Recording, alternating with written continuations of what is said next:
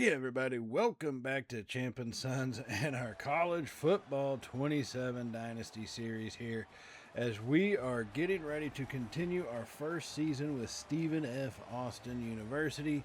We just won 2 games back to back and we're looking to get on a winning streak for the first time here as we've entered the FBS. So welcome back to the channel, everybody, for those of you returning, and welcome if you are new here to Champ and Sons and all of our content. Now let's jump into recruiting before we kick off this first game against the Wolfpack.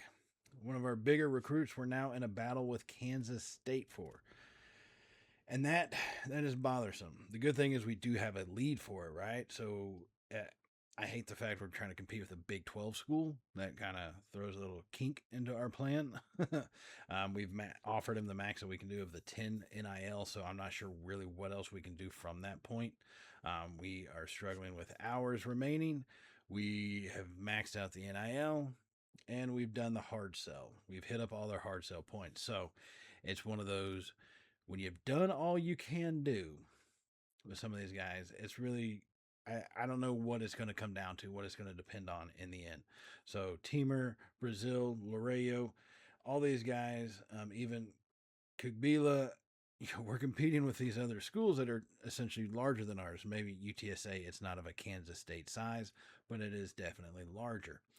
Same thing, Zach Poole. There's Baylor right there in the second. Now, we've got a healthy lead, but Baylor is a fairly wealthy school. So, in fact, if they wanted to, they could also obviously offer more NIL. I just don't know how that works with this yet. There's definitely going to need to be tweaks made with recruiting, and I'm sure through updates they will, but it's going to be kind of interesting. I do realize that offering the NIL earlier, I think, has a greater impact than what the points do or the hours that you spend on it, right? So I think we're going to have to kind of work that route of it. Now, some of these things, whenever we do hard sells, it gets kind of annoying because a lot of our school ratings are in the D or C minus, D plus, F range even, which is what they value. Like championship contender is F. That's one of their high point motivations. It's not their deal breaker, but it's a high point motivation for them. Now, I would argue, like for the Finger, we're the same as Rice. We have the same championship contender aspirations as Rice does. Let's be real. But ours is still an F. So we are hindered kind of in that capability, even if that's one of their main selling points.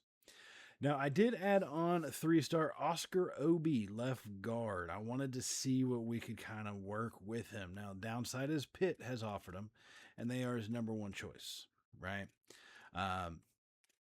So I kind of want to see what is our capability to work our way up on some things.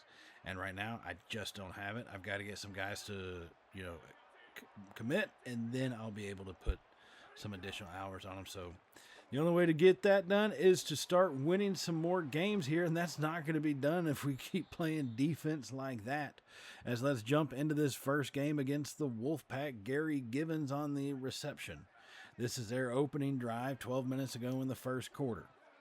Wolfpack is going to be in a shotgun. Looking over the defense, receiver in motion. It's going to be a play action throw out to him in the flat. Gets past one tackler and breaks another, but is brought down by the third. So McKee missed on him. And, our tackling's definitely got to get better. This is kind of brutal at times, to say the least. So 2nd and 5. Wolfpack has it, hands it off delayed up the middle. He's going to be hit by Spiegel, and we're going to bring him down. Only a couple yard gain there. Good play by Spiegel, his first tackle of the game. And I'm glad to see him starting to get involved. Over the season, 17 tackles with 5 tackles for a loss. Starting to see some pickup on the defense. I'm liking what we are kind of seeing here from some of these guys. Just fingers crossed they stick around. Now on 3rd and 2, pressure is going to come up the middle. He's going to get hit as he throws, and that'll result in a field goal. So here comes our offense following the field goal. Roper in the shotgun, hands off Daniels up the middle, and he fights forward for about 5 yards. Good little run right there. Last game, Daniels over the century mark with 1 touchdown on 22 carries. A pretty decent season he's got going for him so far. So 2nd and 5 with this offense. And I think, you see a lot of the RPO plays, and I think we have to actually start incorporating that a little bit more often just to keep the run game honest, right? Like, I think that's the only thing that's going to open us up, because Roper misreading the option, but it working out better isn't going to happen every dang play. And then freeing up some of those pass games is going to free on the RPOs. They're going to start going towards that, and that's going to free up our run game. You free up the run game, you free up the play action. It's all going to be a cascading effect. We have to make sure to keep a lot of these RPOs going in our offensive game plan. Now here, 1st and 10, going to be in the shotgun. 4 wide. Tramer's in the slot right, our tight end. Has the snap back in his hands. Clean pocket. He takes off forward. He goes sliding down. I thought he was going to go into a linebacker head first. That would not have been the smartest move by him, to say the least. So 2nd and 5. Here comes Roper in this offense out in the shotgun. 3 wide set. Hoffrichter's in the slot left. As the snap, hands off, Daniels going left and nowhere to go as he gets plopped down by the linebacker after a gain of 1 yard. So 3rd and 4 now. 3rd and 4, going to stay in the shotgun. 4 receivers, trips to the right side. TK is wide left all by his lonesome. Has the snap in hand, Roper fires over the middle. He's going to hit Claiborne coming across, and he's going to be brought down at the 12, well enough for the first down, and a new set for this Lumberjack offense as we keep the drive alive. So 1st and 10 Lumberjacks as we are on the move here in this first quarter. 1st and 10 from the 12. Going to be in the shotgun, 4 wide set once again, 2 on each side. Daniels in the backfield. Roper has the snap. It's going to be an option. Keeper up the middle, and well played by the Wolfpack defense. No gain on that one. I think he made the right read on there. That was just well played by the defense. Sometimes you got to tip your cap when it is deserved. So now 2nd and 10, trips to the right and from the shotgun. Has the snap. Delayed handoff to Daniels up the middle. Follows his blockers and still fighting forward, and he's brought down after a gain of 8. Ran into a mass of bodies, but that didn't slow his feet down, and he picks up another 1.5 yards, and that's going to make it 3rd and 2. So 3rd and 2 from the shotgun. Trips to the right side. Roper's got the snap in hand. Blitz comes. Fires it over the middle. It's going to be caught by Claiborne. Touchdown, Lumberjacks. Oh, my goodness. Oh, baby. Oh, baby. Claiborne comes up big on that one, made the catch in traffic with a defender draped all over his back. And that was really the kind of a Hail Mary throw, essentially, because pressure was bearing down on Roper, and it became throw it or take the sack, and he gave it to the guy who had the best position, and Claiborne pays it off with the touchdown. Now here comes the Wolfpack right back at us. About 1:20 remaining in the first quarter. Handoff going to the right side. Hole opens up. Being chased, gets past one tackler. As we try to chase him down, we finally snag him at the 12-yard line. Turner for the Wolfpack breaks out in the open right there. That's decent blocking and crappy tackling. And that leaves us with about 45 seconds remaining as they have the snap in hand. Clean pocket, nobody coming. He finally takes off heading forward as we hit him and blast him to the turf, but not till he gets to the line to gain. Gets to the 2-yard line. 1st and goal now for this Wolfpack offense. A.J. Bianco took off, and, man, at least we made him pay for it. Give us that much credit. So direct snap to the running back completely had our defense off kilter, and they're going to walk that one in and take the lead once again. Brown with the touchdown for the Wolfpack. Oh, our lovely, lovely non-sellout fan base is not happy about that coming to the end of this first quarter, to say the least. Just dropping that one in. Now here we come out into the second. The score is still 10-7. We're just on the other side of the 50. Roper's got the snap in hand. Clean pocket. Drifts to the left side. Fires it back to the right. And he's going to hit TK, who's got some space in front of him and brought down at the 16-yard line. Big time gain by this offense. That's how you want to move the ball right there.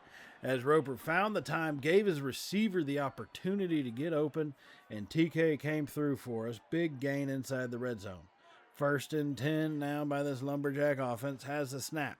Hands off up the middle, and Daniels is going to get brought down after a gain of about 3 yards. He's got 28 yards on 6 rush attempts.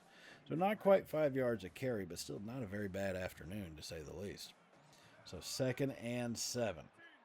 Claiborne goes in motion across the formation. As the snap in hand, quick throw to Claiborne on the outside, follow some blockers, and he's going to get hit and brought down at just about the line to gain. It's going to be a 3rd and inches. They are not giving them the first. They're calling it 3rd and inches here from the 7-yard line. So we try to spread them out wide, trip to the left side this time. R.J. Marsh wide right by his lonesome. Daniels in the backfield. Handoff Daniels up the middle. Hole opens up, and Daniels punches that one in. Touchdown, Lumberjacks. Oh, my goodness. Oh, baby. Oh, baby. As he punches that one in, and that's going to give us the lead once again here at home as we now take it 14-10 following that touchdown by Daniels. Run right up the middle there. And, I mean, it was just going to be unstoppable. Beautiful blocking by the line. And then the defenders had no chance. Once Daniel gets a head of steam on him, he's going down, falling forward, and he falls into the end zone. And that would give us the lead. Now, come to halftime, the Nevada would add on a field goal. So this game is tied at 17 coming into the halfway point. It's been a hard-fought battle, and I definitely look forward to the second half. But going on around the country right now, TCU is beating top 5 BYU 10-7 as they approach the end of the first half. Just about 13 seconds to go in the second quarter. Right there, that's going to be a tough one happening in Fort Worth at this moment. And then other games, Missouri is beating Florida. Ohio State has beat Iowa, and Texas Tech did win their game. So teams are bouncing back. Teams are getting on rolls. It's still early in the season, though. And a lot of football left to be played. Now, we've had a pretty decent game to start out. Our run defense has faltered, which is not what I expected. I expect our pass defense to falter. But this time it's been our run defense. We just got to shape it up a little bit. And I think we will be fine at that point. So, 17 all. Here we go in the start of the second half. Our opening possession, 12 minutes remaining. Roper has the snap in hand. Fires it to the left side. Hits TK, who's going to be brought down at just about the 19-yard line, just inside the red zone. Scott Roper, our senior leader on the offense, doing a great job delivering the ball to the playmakers today. 1st and 10 now. Trying to break this tie up. 19 yards away. Handoff to Daniels. Hole opens up, and he finds it, and he punches through for a gain of about 3 yards. Looked like a lot more initially off the hand, but they're saying 2nd and 7. So I guess we'll have to take what we can get. So 2nd and 7 comes. Shotgun, 3 wide set. Has the snap. Quick throw over to Hoffrichter in the slot. He got a blocker in front. Turns it up. Punches it in. Touchdown, Lumberjacks. Oh, my goodness. Oh, baby. Oh, baby. Hoffrichter is a hero we need, but not the hero we deserve. As he falls into doing the worm. That's not what you expect from your hero teammates, but hey, it is what it is. He followed his blockers, and just a great block by TK on the outside there. On the RPO. Got in some space, but just a brilliant block by TK for the first one and the second one. And then just pure effort to lean his shoulders into it and punch that thing across the goal line, and that would help us get the lead. Now, after forcing a punt, we have the ball once again, trying to extend on a lead, leading 24-17, 7.5 minutes to go in the third. Roper fires that one over, hits Hoffrichter wide open. He's at the 30.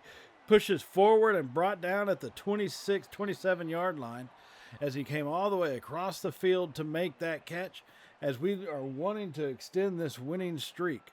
We started out 1-2 going into last episode. We won both of those games, and we are not tired of winning yet. We want to keep doing it even more. 1st and 10 now for the Lumberjacks. Looks over the defense. Roper has the snap in hand. Hands it off to Daniels going left side, and that thing is completely bottled up. Nowhere to go. And he's going to be brought down at the 13-yard, or after a loss of 3 at the 30. So here we come out 4 wide once again. TK wide left. Roper's got the snap in hand, fires it over, hits Hoffrichter on the right side, cuts it out towards the sideline, and is brought down after a gain of about 7 yards. That's going to make it 3rd and 6, all the way from the 23-yard line. Pretty decent gain to make it more 3rd and manageable. Now in the shotgun, trips left this time, and Claiborne is wide right by himself. Roper has the snap, fires it over to Daniels. He turns it up. He's got the space at the 5. Hit and brought down at about the 3-yard line. Daniels comes up with a big-time run and catch on that play coming out of the backfield, and a good job by this offense to start blocking for him at that point. But Mitchell Daniels really just turned it up. As soon as the ball got in his hands, he just turns it up immediately and picks up that extra yards, turning this thing from a 6-yard gain into a 20-yard gain on that reception. Simple little actions help move things forward, folks. So 1st and goal now. As we come set to the line in a pistol formation, 4 wide set, Hofrichter and Marsh is going to be in the slot positions. Has the snap, handoff, Daniels up the middle, makes a man miss, punches it in, 2-score lead. Oh, my goodness. Oh, baby. Oh, baby. As we go back-to-back touchdown drives here, this time Daniels punches that one in with a great little shifty maneuver there as he takes it and he gets in, and that's going to really extend this lead out for us, and that's going to be something that we can actually rely on pretty well, especially on the defensive side. Now, after another punt, getting them to go back-to-back punts, we hit Tramer coming across the field, who's going to fight forward down to the 23-yard line. A good gain, as Roper's 20 of 23 for 272 yards today, making it simple. No need to force passes that aren't there. He throws interceptions whenever we do that. And now it's 1st and 10. So Roper from the shotgun has the snap. Blitz comes. He takes off to the right side being chased, and he's going to get sacked. Doesn't really lose much of anything, but Cameron Brown gets into the backfield, and he's going to sack him. And that's going to make it 2nd and 10 as we approach the end of the 3rd quarter. In fact, I don't know if they're going to get this snap off. It's 2-1, and no, the offense does not. We're going to take it into the 4th quarter with a 2-score lead here. And that's exciting to see, is us being able to actually pull that off and kind of get a lead. Now I just want to keep building on it and maintaining it. That's the important part for us. And so here at the start of the 4th quarter, we've got a lot on our shoulders. We've won 2 games in a row. I'm looking to make it 3. This will be an official winning streak. All right, as I said in Major League, if you won 2, if we win today, that makes 3 in a row, and that is what you call a winning streak. And so here with that on the line, we hand that off to Leo Marshall, who tries to make some guys miss. Man, we're trying to give Daniels a little bit of a break with the wear and tear system. I don't want him to be completely burned out because that normally leads to an injury at some point, and I just want to try to avoid that for him. So 3rd and 8 after that run to Marshall. Send him in motion, has the snap, drops off a wide receiver screen, and nowhere to go on that one. Claiborne has 0 gained, and that's going to bring on our field goal kicker. Vokulek comes up, and this is going to be about a 38-yarder. Steps up, boot ball right down the middle, and we've doubled them up here at the start of the 4th quarter, 34-17. Big time gain for us, and that's exactly things like that are what we need, because I think we've all seen games devolve into chaos real quick. So to add that extra little field goal, that is all we would need. And as you can see, that would really put us over the top. We would end up winning 34-27. They would give a valiant effort, but it would all fail. And then, it is what it is. So we'll take the win as we get it. As we had it, good performance on the ground. Daniels had a fantastic day. Roper did too as well. Accuracy, no turnovers. That's how you win these football games, is by cutting out turnovers.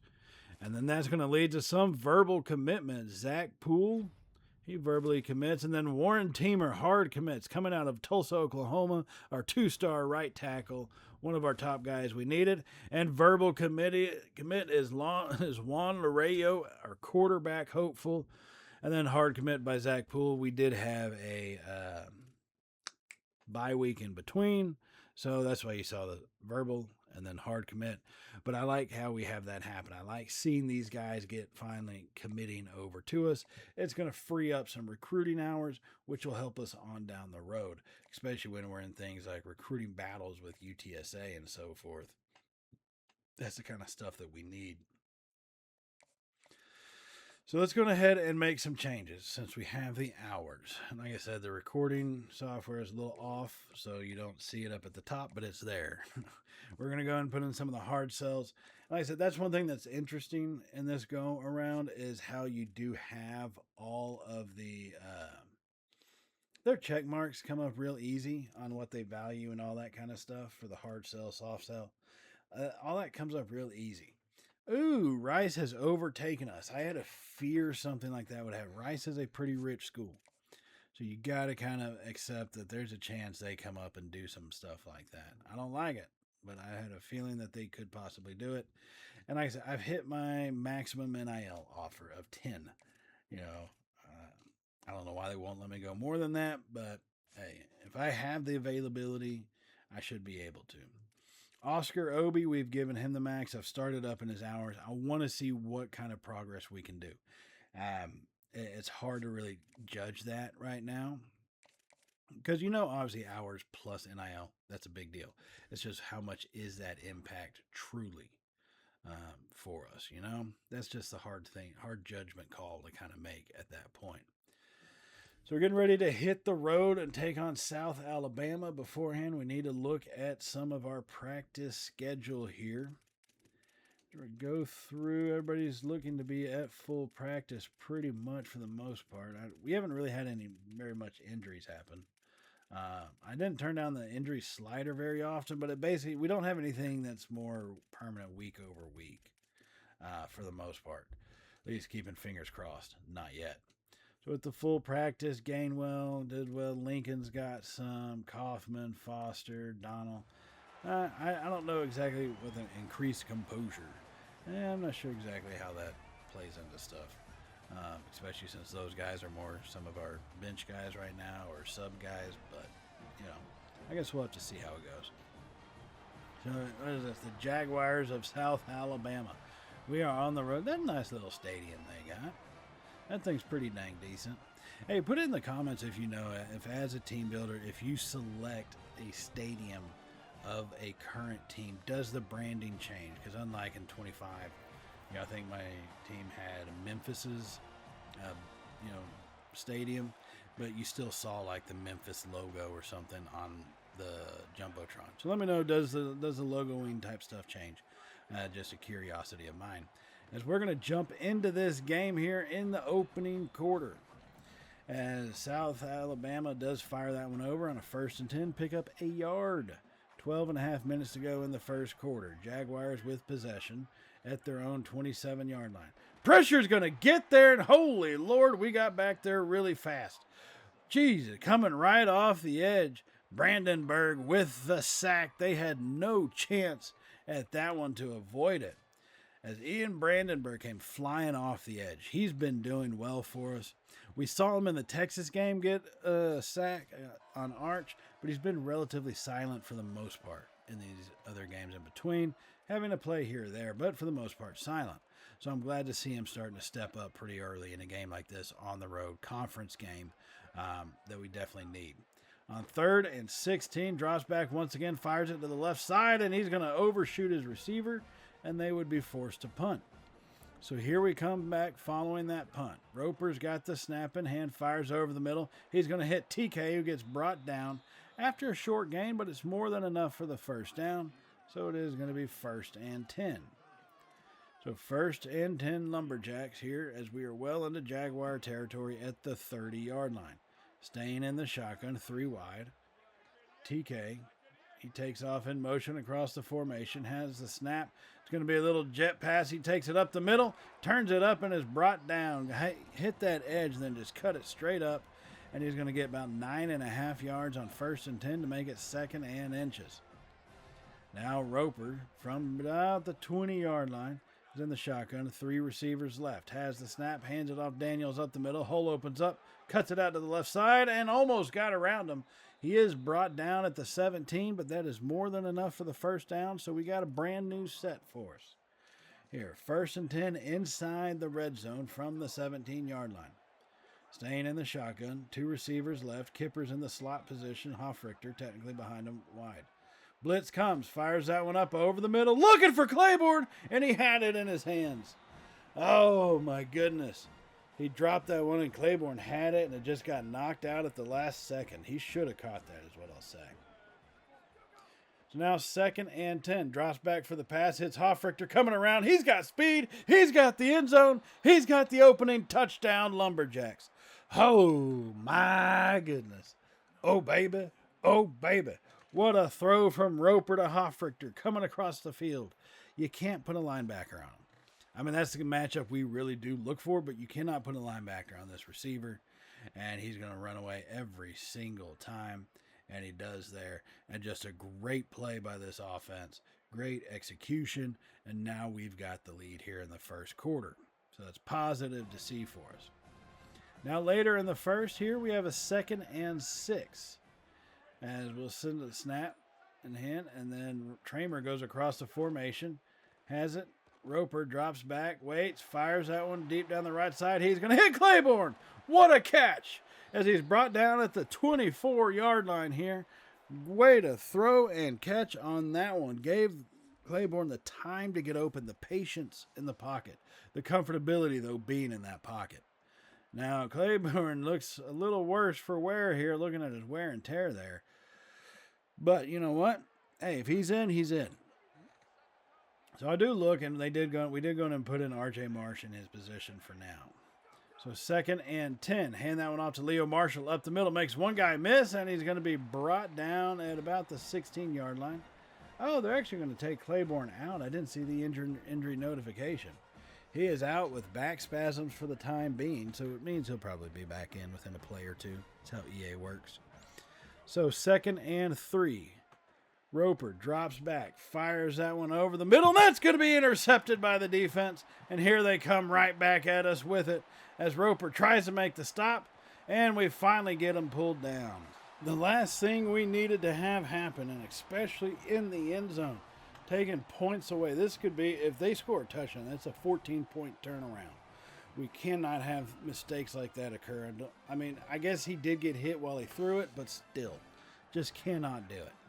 Now, thankfully, our defense does hold them, and we maintain a 7-0 lead. But Roper trying to get rid of that lead as best he can. Who's he? I mean, he's looking for TK, but on the rollout, and he hits the defender straight in his hands. Oh, my goodness. So this is a problem Roper does have every now and then. He gets a little too antsy in his pantsy, a little too, cocky for his own good. And then he starts throwing balls like that. And this one, I'll admit it, he led Caleb Jackson beautifully. He hit him perfectly. Downside is he's not on our damn team. So that's going to bring our defense back out onto the field earlier than they should have been. So 1st and 10 Jaguars. They have the snap, handoff up the middle, and we're going to make the stop. Is that Pfeiffer on the stop, I believe, comes up. Only 1 yard gain. A good play by him. And, as a linebacker, he's come through really well for us so far. So 2nd and 9. They have the snap in hand once again. Drop back, steps up, fires it left side. It's going to be intercepted by Schugler. He takes off down the sideline. No one's going to get him. 20-10. First pick 6 of the series. Comes in right there on the road to South Alabama. Schluger picks that one off, read it all the way. Saw the running back drift out, and really you do have to throw that earlier, and they did not, and Schluger just takes full advantage, and that's going to be a pick 6. And that will give us a 14-0 lead. So here come back the Jaguars after that interception saying, well, maybe we shouldn't throw it so much, and they go to hand that one off. Pick up good yardage off the right side there. And that's going to bring it to about a 2nd and 3 after the 7-yard gain. So 2nd and 3, drops back. Pressure comes up the middle, nowhere to go. Ben McFoy comes up with that one. And he's going to be given the sack. I mean, just a brilliant play. Good coverage. Definitely a coverage sack more than anything there. As that makes it a huge loss for this South Alabama offense. McFoy just bull rushed him, his guard and pushed him back and finally just slung him out of the way. Said, I'm tired of this child's play, and he's going to get his first sack of the game. So now it is 3rd and 10. They're going to be in a shotgun, 4 wide set here. Trips to the left side, has the snap, blitz comes, fires it over the middle, and that one's incomplete. He overshot his receiver there, and nothing more to do, and our defense stepped up big time. Our offense has been struggling because you see we're going into the halftime leading 14-0. It's been 14-0 since the start of the dang second quarter. So, a lot going on there. Now, Miami, the number one team in the country, loses the first game of the season for them, losing to Florida State. Ooh, hey, it sucks when your first loss comes to a rival, as they lose 38-28. Mensa for the Hurricanes, 220 yards and 1 touchdown only.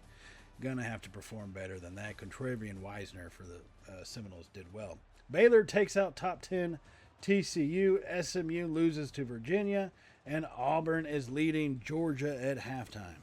A lot of craziness happening in college football this season. So we'll try to keep you as up to date as possible. But let's face it, this is the craziness. This is the craziest thing of all. Stephen F. Austin trying to win a third game in a row and leading by 14.5. The first win streak. And why not? Because we got our first pick six right here. Schluger comes up, just stepped right in front of that one and takes it back about 62 yards to the house. And that's a game-breaking kind of play for us. We are leading 7-0. South Alabama's on the move. Roper's thrown 2 interceptions already because I guess he felt our uniform colors should be red. I don't know what he was thinking on those throws. But overall, passing yards, we're beating them in yardage, so I'm not too concerned about that. It's just I think the fact we're not translating that to points could potentially be a problem. So here we come out in the second half on defense now. As we lead 14-0. Pressure's going to come. He throws it up. As the South Alabama has been on the move. They got it down to the 30-yard line in plus territory. After that incomplete pass, it's just 2nd and 10.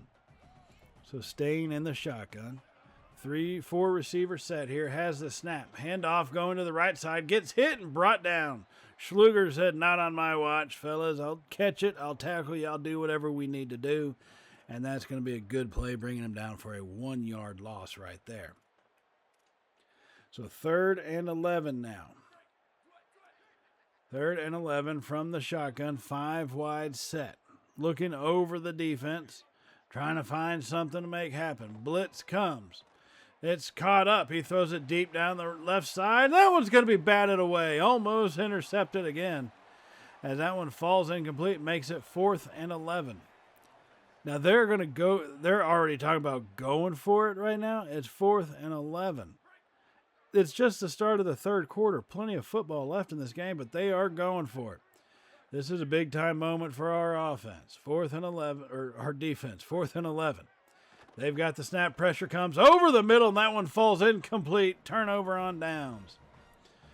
So here we come following the turnover on downs. 2nd and 8. Roper drops back, steps forward, fires that one up, and he throws another damned interception. Are you kidding me? Looking for Hoffrichter. Just did not see him there. How do you not expect him to be floating there in the zone? You see everybody in the zone. How's he not seeing him? That's his 3rd dang interception of the stupid game. This time, he let Andrew Dixon, a sophomore coverage specialist, has a robber ability, and he let him step in front of that one like he wasn't going to intercept. Jesus Christ almighty. Roper. All right, now we got to turn it around, make things happen. Defense, your back is against the wall once again. They make that play on 1st down for only a 3-yard gain. So now it's 2nd and 7. Staying in the shotgun, empty backfield. Looking over everything, calling out his linebacker assignments, has the snap in hand. Blocking, holds up pretty well. He takes off up the middle. Hit and brought down, and he held. He's got to be careful. He's looking at possibly fumbling the ball if he doesn't hold on too much tight or doesn't hold on tight enough. He's taking some shots. And so now 3rd and inches. Has the snap. It's going to be an option keeper to the left side. He's got space in front of him. He's hit and he's dragged down at about the 15-yard line. A good gain right there. And that's going to make it 1st and 10 Jaguars. So 3 wide set this time from the shotgun. It's going to be an option keeper, and he gets blasted and he fumbles it, but he lands back on it. Ian Brandenburg. Jesus Christ, comes through and lays the lumber. Good Lord. But he fell back on the fumble. Like, that's ridiculous. Give us the dang turnover. 2nd and 15 now. Blitz comes once again. It's picked up, rolls out to his right side, fires it up, and incomplete. Not the greatest of throws. Defender was all over him, so I'm pretty sure it probably could have been knocked away anyways. Just didn't happen out that way, I guess. So 3rd and 15 from the shotgun now.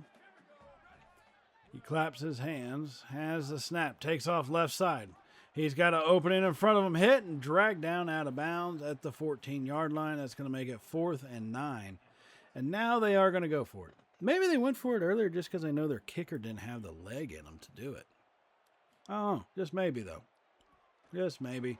As we almost rough the kicker, but no go, and it is a field goal. 14-3 is the lead now that we have over the Jaguars of South Alabama. Now we're going to move up here into the 4th quarter. The score is still 14-3. We're trying to, add some additional points. Our offense has struggled all game. Almost throws another damn interception looking on that one for McCabe. You've got to be kidding me, man. Our offense, who has looked so good, is struggling here on the road in this environment. I don't know why it's not that major of one.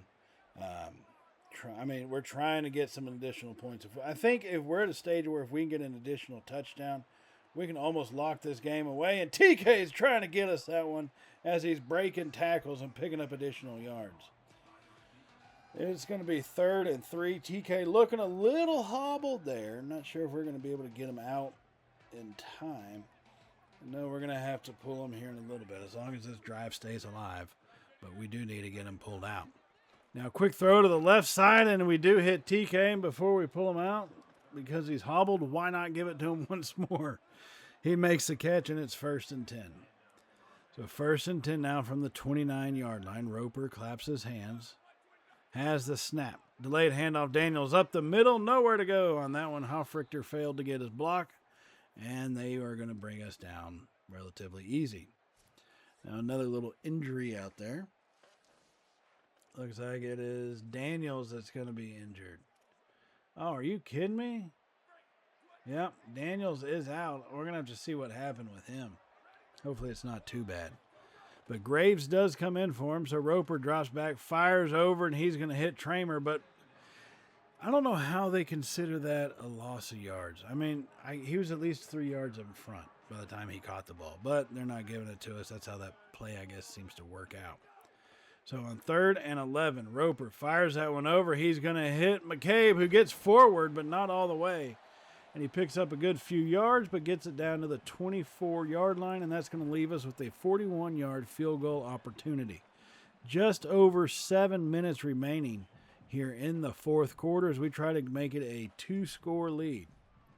Well, it's still a 2-score lead, just 2-touchdown lead. As we do boot ball right down the middle, and it's 17-3. That's what we needed to have happen. Our defense is playing well, but it's just one of those you can't count on that all the time kind of things. So speaking of our defense, here they are back out on the field. Play action by the Jaguars. They're going to get sacked. McFoy comes up with another one. Their guard can't handle him.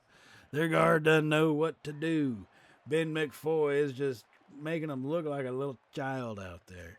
This is child's play trying to get around him. He gets another sack on the evening, his 2nd of the night. He's been a disruptor for us all game. I'm glad to see him playing so well. Now 2nd and 15 here. Just over 4 minutes remaining in this ball game as we have them backed up to the midway point at the 50. They're going to be in a shotgun. 3 receiver set. Has the snap. Clean pocket. Steps up. Pocket collapses at the last second. And he's going to be brought down. Woo-hoo-hoo. Russ O'Neal came flying off the edge there. Finally was able to get some pressure. And he completely blasts him and knocks that ball incomplete. So 3rd and 15. Jaguars have the snap in hand. Blitz comes. Pressure is going to get there, and he's going to be brought down. It's Brandenburg again. His 3rd sack of the game. Give him the hat trick, folks. As they're going to go no huddle, hurry up, 4th and 26. Good Lord. Clean pocket, but it breaks down. He rolls out to the right, fires it late. He's going to make the catch. Bounces off a tackler, gets away from another one. And it's going to be a walk-in touchdown. Are you kidding me? Are you kidding me with a series of events that have just occurred? On 4th and 23, rolls out, hits his receiver who breaks the tackle. And no, halfback, he's down the field. I'm calling that a receiver. I guess it's one of those little wheel routes. But breaks one tackle right there, and then gets past another tackler, and that's going to make it 17-10. Now we got to make something happen here. Here we come down to the final minutes, right? We need a first down. It's 3rd and inches. We need a first down to seal this thing up. We lead 17-10. First down is what it's going to take for us. Leo Marshall is in the backfield. So looking over the defense, letting the clock tick away because for some reason the accelerated clock does not work with under 2 minutes to go. And this is what I do find this thing annoying. I set it for accelerated clock. I want my accelerated clock, whether it's 12 minutes or 2 minutes left in the quarter. But either way, the clock is ticking down. 1:17 remaining. Handoff to Marshall up the middle. He's going to be lower his shoulder, and that is going to be the first down, which is going to seal the deal for us, folks. That will seal this game up. Boom. Knee hits the turf. We get the win. 4 in a row, folks. Never would have thought we had seen it in this series, at least this early, right? 4 games in a row. This one was a poorly played but hard-fought win. Defense did everything necessary to keep us on top. This is really all them. Roper's being congratulated because he made some damn good throws on those interceptions. I mean, he made those defenders look absolutely brilliant out there on the field. Going to have to fix some of that. Definitely going to have to fix some of that stuff. Now, while I am thinking about it, looking at some of these highlights, I do want to remind y'all to hit the subscribe button if you have not hit it already. And definitely give us a thumbs up if you enjoyed this video. The fact that they're going to remove microtransactions from the Dynasty and Road to Glory mode. Give us a thumbs up if you're excited for the regular, actual, real college football season to be getting started here pretty dang quick. I know I definitely am. And hit that little bell icon to be notified of all the uploads that we do here at Champ and Sons as well. As we got a quarterback committed, we got a right tackle committed, we got multiple tackles committed. Guys, I think our future team is starting to come together slowly. It's going to be interesting to see how this will impact our recruiting of additional players, but I'm excited to see how that turns out. So definitely, guys, stay tuned. Let's see if we can keep this winning streak alive going into the next episode. It should be a fun one. We'll start out on the road at Troy, which for people who don't know is the place where DeMarcus Ware made his college whereabouts known. And it's going to be an interesting, fun game. So definitely stay tuned for that, guys. And I will see y'all in that next episode. So as always, stay safe. And, well, y'all know how it goes from here, right? Later, y'all.